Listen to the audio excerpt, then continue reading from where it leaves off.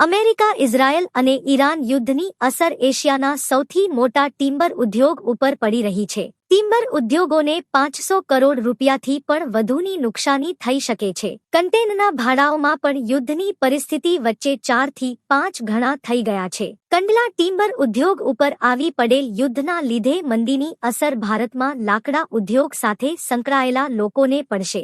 America, Israel અને Iran યુદ્ધની અસર એશિયાના સૌથી મોટા ટિમ્બર ઉદ્યોગ ઉપર પડી રહી છે.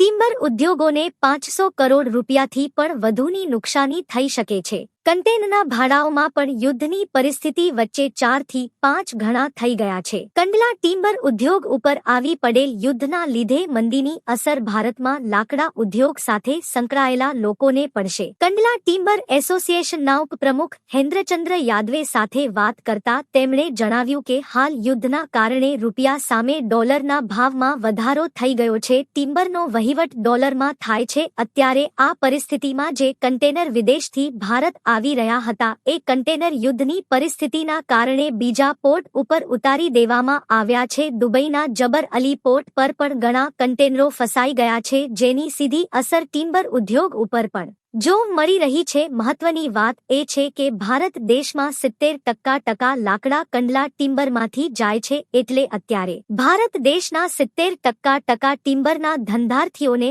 હાલાકી પડી રહી છે. વધુમાં હેમચંદ્ર યાદવ કંડલા ટિમ્બર એસોસિએશન ઉપપ્રમુખે વિગતો આપી હતી.